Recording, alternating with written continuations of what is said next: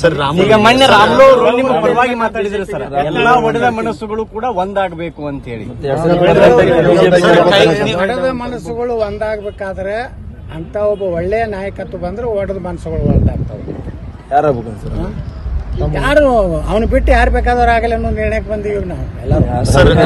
Sir Ramulu ಅವರು ಯಾರು ಬೇಕಾದವ್ರು sir Ramulu ಅವರು ನೀವ್ ಆಗ್ತಿದ್ರು ಎಸ್ ಸರ್ ಮೊನ್ನೆ ನಿಮ್ಮ ಸ್ನೇಹಿತರೆಲ್ಲ ದೆಹಲಿಗೆ ಹೋಗಿದ್ರಲ್ಲ ಸರ್, ಏನಾಯ್ತು ಸರ್ ಬೆಳವಣಿಗೆ? ಮಾತಾಡಿದ್ರ ಸ್ನೇಹಿತರು? ಎಲ್ಲ ಮಾತಾಡ್ಕೋತಿದ್ದೀವಿ, ನಾವೆಲ್ಲ ಒಂದೇ ಇದೀವಿ. ಅವರಲ್ಲಿ ತೀವ್ರ ಭುಗಿಲದ್ದು ಭಿನ್ನಮತ ಇಲ್ಲ, ಯಾವುದು ಸುಡಗಾಡಿಲ್ಲ.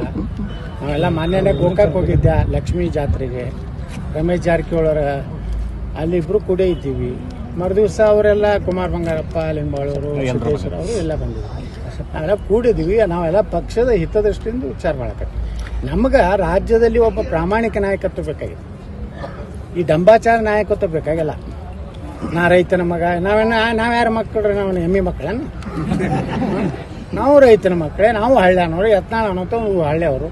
ನಮ್ಮ ಮನೆಗೂ ಒಕ್ಕಲ್ತನ ಐತಿ, ನಾವು ಗಳೆ ಪಳೆ ಹೊಡೆದೀವಿ. ಇವ್ರು ಗಳೆ ಹೊಡಿಲಾರ್ದವರೆಲ್ಲ ನಾವು ರೈತನ ಮಕ್ಕಳು, ನಾವು ರೈತನ ಮಕ್ಕಳು.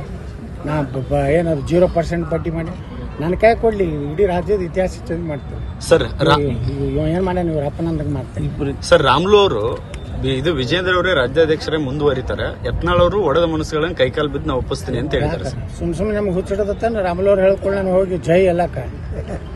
ರಾಮುಲು ಅವರು ಅವ್ರಿಗೆ ಎಷ್ಟು ಅಪಮಾನ ಆಗೈತಲ್ಲ ವಿಜೇಂದ್ರಿಂದ, ಖರೆ ಅವರು ಹೊಂದಾಣಿಕೆ ಆಗಬಾರ್ದಾಗಿತ್ತು.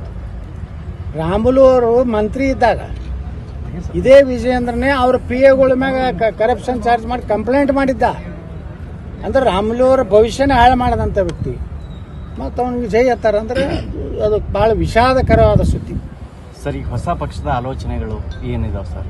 ಹೊಸ ಪಕ್ಷ ನೋಡೋಣಲ್ರಿ, ಇವ್ರು ಕರ್ನಾಟಕದ ರಾಜ್ಯಾಧ್ಯಕ್ಷನೇ ಮಾಡಲಾಗ್ಯಾರಲ್ಲ. ಜಲ್ದಿ ಡಿಕ್ಲೇರ್ ಆಯ್ತಂದ್ರೆ ನಮ್ದು ಡಿಕ್ಲೇರ್ ವಿಜಯದಶಮಿ ಸಮೀಪ ಬಂದೈತೆ. ಅದ್ರ ಸಂಬಂಧ ಕಾಯ್ತಿದ್ರಿ ಸರ್? ಹೌದು, ಕಾಯ್ತಿದ್ವಿ ಸರ್. ವಾಪಸ್ ಬಿಜೆಪಿ ಜೊತೆಗೆ ಹೋಗುವಂತ ಮನಸ್ಥಿತಿ ಹಿಂದಿನ ಯತ್ನಾಳ್ ಅವರು ಈಗೂ ಇದಾರ? ನಾವು ಬಿಜೆಪಿನೇ ಇದೀವಿ. ಅವರೇ ಒಳ್ಳೆ ಯಡಿಯೂರಪ್ಪನೇ 3 ಸಲ ಹೊರಗೆ ಹಾಕ್ಯಾನ. ನಾವು ನಾವೇನು ಬಿಜೆಪಿ ಬಿಟ್ಟು ಹೋಗಿಲ್ಲ.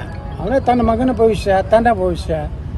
ಅವ ಯಡಿಯೂರಪ್ಪಗ ತಾನು ಇರ್ಬೇಕು, ಸತ್ತ ಮ್ಯಾಗ ಅವನ ಮಗ ಇರ್ಬೇಕು, ಅವ ಸತ್ತ ಮ್ಯಾಗ ಅವನ ಮೊಮ್ಮಗ ಇರ್ಬೇಕು. ಉಳ್ಕಿದವರೆಲ್ಲ ಅವ್ರ ಮನ್ಯಾಗ ಕಸ ಹೊಡಬೇಕು. ನಮಗೇನು ಕೆಲಸ ಇಲ್ಲ. ಕೆಲವೊಂದು ಅಪ್ಪಾಜಿ ಅನ್ನೋಂಥ ಯೋಗಿ ನನ್ನ ಮಕ್ಕಳು ರಾಜಕಾರಣ ಆಗಿದಾರ. ಯಾರಿಗೆ ಅಪ್ಪ ಅನ್ಬೇಕಂದ್ರೆ ಯಾರೋದ್ರಿಂದ ಉತ್ಪನ್ನ ಆಗಿರ್ತಾರೆ ಅವ್ರಿಗೆ ಅಪ್ಪ ಹಾಕ್ಯಾರ.